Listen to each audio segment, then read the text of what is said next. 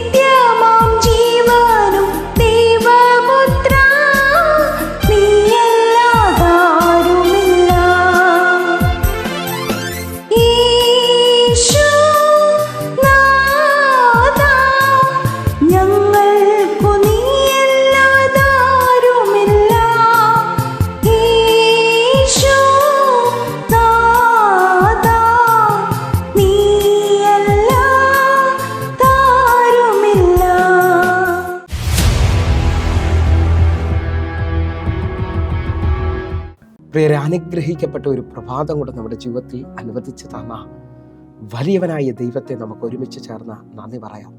എത്ര പേർ പറയും, ഞാൻ നിന്നതല്ല, എൻ്റെ ദൈവം നടത്തിയതാണ്. ഒന്നും കൂടെ പറഞ്ഞു കഴിഞ്ഞാൽ 2026 ജാനുവരി മാസം 22-ാം തീയതി വരെയും എന്നെയും എൻ്റെ കുടുംബത്തെയും കണ്ണിരകൃഷ്ണമണി പോലെ സൂക്ഷിക്കുകയും വിടുവിക്കുകയും ചെയ്ത വലിയവനായ ദൈവത്തിന് നന്ദി പറഞ്ഞുകൊണ്ട് ഈ പ്രഭാത ചിന്തയിലേക്ക് നമുക്ക് ഒരുമിച്ച് അടുത്തു വരാം. നാം മുമ്പോട്ട് പോകേണ്ടതിന് വേണ്ടി ദൈവം നമ്മുടെ ജീവിതത്തിൽ വെളിപ്പെടുത്തുന്ന അടയാളങ്ങൾ. പ്രിയരെ, പ്രാരംഭവാക്യത്തിലേക്ക് വിശുദ്ധ മാർക്കോസ് എഴുതിയ സുവിശേഷം 16-ാം അധ്യായം അതിൻ്റെ 20-ാമത്തെ വാക്യത്തിലേക്ക്. അവർ പുറപ്പെട്ട് എല്ലായിടത്തും പ്രസംഗിച്ചു, കർത്താവ് അവരോടുകൂടെ പ്രവർത്തിച്ചു, അവരാൽ നടന്ന അടയാളങ്ങളാൽ വചനത്തെ ഉറപ്പിച്ചു പോന്നു.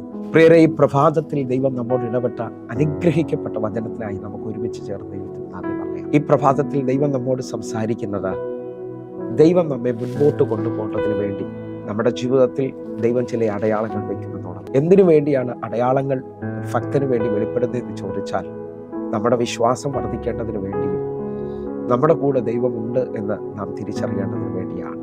ഉൽപ്പത്തി പുസ്തകം മുതൽ വെളിപ്പാട് പുസ്തകം വരെ നോക്കിയാൽ ദൈവത്തോടടുത്ത പ്രാർത്ഥിച്ച ഭക്തന്മാർക്ക് വേണ്ടി ദൈവം തൻ്റെ അടയാളങ്ങളെ വെളിപ്പെടുത്തി. ഞാനും നിങ്ങളും വിശ്വാസത്തിൽ വീണ്ടും ബലപ്പെടേണ്ടതിന് വേണ്ടി ഈ പ്രഭാത സന്ദേശത്തിലൂടെ ദൈവം നമ്മോട് സംസാരിക്കുക. ഇതാ വായിച്ചു കേട്ട വാക്യത്തിനകത്ത്, ശിഷ്യന്മാർ പുറപ്പെട്ട് സകലയിടത്തും വചനം പ്രസംഗിക്കുകയും ദൈവം അവരോട് കൂടെ പ്രവർത്തിച്ച് അവർ പ്രസംഗിച്ച വചനം ഉറപ്പിക്കപ്പെടേണ്ടതിന് വേണ്ടി ദൈവം അടയാളങ്ങളെ വെളിപ്പെടുത്തി. നിങ്ങൾ വിശ്വസിക്കാമെങ്കിൽ നിങ്ങളുടെ ജീവിതത്തിനകത്ത് ദൈവം അടയാളങ്ങളിലൂടെ ദൈവം നിങ്ങളെ ഉറപ്പിക്കുകയും ദൈവം നിങ്ങളുടെ കൂടെ ഉണ്ടെന്ന് വെളിപ്പെടുത്തുകയും ചെയ്യും. എന്നെ ശ്രദ്ധിക്കുന്നവരെ പലരും ഈ സമയത്ത് എന്നോട് ചോദിക്കുന്നുണ്ട്, എങ്ങനെയാണ് ഈ അടയാളങ്ങൾ സംഭവിക്കുന്നത്? മാർക്കോസിന്റെ സുവിശേഷം 16-ാം അധ്യായം അതിന്റെ 17-ാമത്തെ വാക്യത്തിൽ പറയുന്നു, വിശ്വസിക്കുന്നവരാൽ ഈ അടയാളങ്ങൾ നടക്കും. എന്നെ ശ്രദ്ധിക്കുന്നവരെ, വിശ്വസിക്കുന്നവരാണെങ്കിൽ നിങ്ങൾക്ക് വേണ്ടി ദൈവം ചില അടയാളങ്ങൾ തുറക്കാൻ പോകുകയാണ്. നിങ്ങൾ ഒറ്റപ്പെട്ടവരാണ്, നിങ്ങൾ തകർക്കപ്പെട്ടവരാണ്, നിങ്ങൾ രോഗത്തിന്റെ അനുഭവത്തിലാണ്, നിങ്ങൾ സാമ്പത്തികമായി ഇനി വഴിയില്ലെന്ന് പറഞ്ഞുകൊണ്ട് നിൽക്കുകയാണെങ്കിൽ ദൈവം നിങ്ങളുടെ കൂടെ ഉണ്ടെന്നുള്ള നിലയിൽ ദൈവം ചില അടയാളങ്ങൾ തുറന്നു തരും. ഒന്നുകൂടെ പറഞ്ഞാൽ, അടയാളങ്ങളെ കുറിച്ച് ചിന്തിക്കുമ്പോൾ ഹല്ലേലൂയ, നമുക്കറിയാം നമ്മൾ ഈ വാഹനത്തിലേക്ക് പോകുന്നവരാണ്. ഇപ്പോൾ ഈ വാഹനത്തിനകത്ത് പലവിധ ആപ്ലിക്കേഷനുകളുണ്ട്. നമ്മളതിന് പറയുന്നത് ലൊക്കേഷൻ മാപ്പ് എന്നാണ്. അറിയാം, നിങ്ങൾ ഇന്ന സ്ഥലത്ത് ചെല്ലേണ്ടതിന് വേണ്ടി നിങ്ങളുടെ മൊബൈലിലേക്ക് ലൊക്കേഷനുകൾ അല്ലെങ്കിൽ ആ ലൊക്കേഷനകത്ത് നിങ്ങൾ മുമ്പോട്ട് പോകുമ്പോൾ നിങ്ങളെ വഴി നടത്തേണ്ടതിന് വേണ്ടി ആ ലൊക്കേഷൻ മാപ്പിലൂടെ പറയും, ഇത്ര കിലോമീറ്ററിനുള്ളിൽ ഒരു വളവുണ്ട്, ആ വളവിൽ വലത്തോട്ടോ ഇടത്തോട്ടോ തിരിയണം, ആ തിരിഞ്ഞ് നിങ്ങൾ മുമ്പോഴാണ് നിങ്ങൾ ശരിയായ പാതയിൽ വരുന്നത്. ഞാൻ ആത്മാവിൽ വിശ്വസിക്കുന്നു, ഇതേപോലെ എൻ്റെ ദൈവം ഓരോ ദിവസവും എൻ്റെയും നിങ്ങളുടെ ജീവിതത്തിനകത്ത് ദൈവം ചില തിരിവുകൾ വയ്ക്കും. ആ തിരിവുകൾക്ക് വിളിക്കപ്പെടുന്ന പേരാണ് അടയാളം എന്ന് പറയുന്നത്. ഒന്നുകൂടെ ഞാൻ നിങ്ങളോട് വിളിച്ചു പറയുന്നു, എല്ലാം അവസാനിച്ചെന്ന് തോന്നുന്ന നിങ്ങളുടെ ജീവിതത്തിനകത്ത് ഈ പ്രഭാതത്തിലും ഇന്ന് പകലും മുഴുവൻ ചില അടയാളങ്ങൾ ദൈവം വയ്ക്കുവാൻ പോകുകയാണ്. അല്ലെങ്കിൽ ദൈവം നിങ്ങളുടെ കൂടെ ഉണ്ടെന്നുള്ള ഉറപ്പിന് വേണ്ടി ഈ നിലയിൽ നിങ്ങൾ ശ്രദ്ധിക്കാൻ പറ്റുമെങ്കിൽ ഹല്ലേലൂയ. 1 രാജാക്കന്മാരുടെ പുസ്തകം 18-ാം അധ്യായത്തിൽ ഇതാ ഏലിയാവ് ദൈവഭക്തൻ, ദൈവപുരുഷൻ പ്രാർത്ഥിക്കുകയാണ്. ഹല്ലേലൂയ. ദൈവമേ, നാളുകൾ അടഞ്ഞു കിടക്കുന്ന ആകാശമണ്ഡലം തുറക്കേണ്ടതിന് വേണ്ടി എൻ്റെ പ്രാർത്ഥനയ്ക്ക് ഒരു മറുപടി തരണമേ എന്ന് പറയുമ്പോൾ തൻ്റെ ഭക്തന്റെ ആൻസറിന് വേണ്ടി ദൈവം ഒരടയാളം വെക്കുന്നത് കാണാൻ പറ്റും. ഹല്ലേലൂയ. 1 രാജാക്കന്മാരുടെ പുസ്തകം 18-ാം അധ്യായം അതിൻ്റെ 43-ാമത്തെ വാക്യം. നീ ചെന്ന് കടലിന് നേരെ നോക്കുക എന്ന് പറഞ്ഞു. അവൻ ചെന്ന് നോക്കിയിട്ട് ഒന്നുമില്ല എന്ന് പറഞ്ഞു. അതിന് അവൻ പിന്നെയും 7 പ്രാവശ്യം ചെല്ലുക എന്ന് പറഞ്ഞു. 44-ാമത്തെ വാക്യം. 7-ാം പ്രാവശ്യവും അവൻ ഇതാ കടലിൽ നിന്ന് ഒരു മനുഷ്യന്റെ കൈ പോലെ ഒരു ചെറിയ മേഘം പൊങ്ങുന്നു എന്ന് പറഞ്ഞു. പ്രാർത്ഥിക്കുന്ന ഏലിയാവ് തൻ്റെ ദാസനോട് അല്ലെങ്കിൽ ബാല്യക്കാരനോട് പറയുകയാണ്, നീ ചെന്ന് കടലിന് നേരെ നോക്കണം, ഒരു മഴയ്ക്കുള്ള സാധ്യതയുണ്ടോ ഇല്ലയോ. ഇതാ ബാല്യക്കാരൻ മടങ്ങി വന്നിട്ട് പറയാണ്, ഞാൻ ഒന്നും കാണുന്നില്ല. ഏലിയാവ് അവനോട് വീണ്ടും പറഞ്ഞു, നീ ചെന്ന് 7 പ്രാവശ്യം മുടങ്ങാതെ നോക്കണം.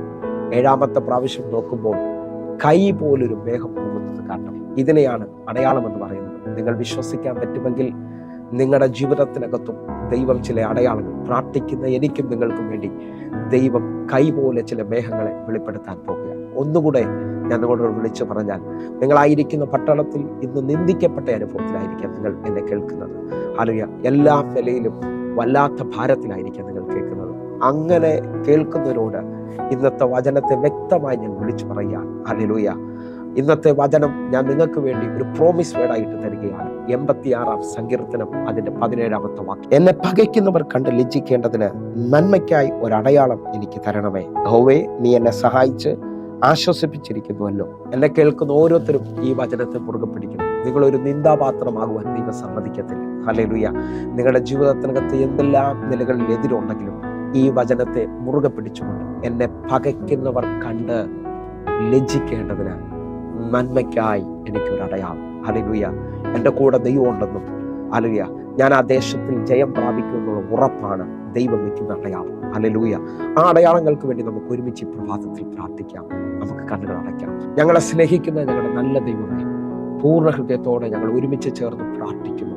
കർത്താവേ, ഇന്നെന്നെ കാണുന്ന ഓരോ ദൈവമക്കൾക്കും മുമ്പോട്ട് വഴി കാണിക്കേണ്ടതിന് വേണ്ടി നന്മയ്ക്കായി ഒരു അടയാളം അങ്ങ് ചെയ്യണമേ.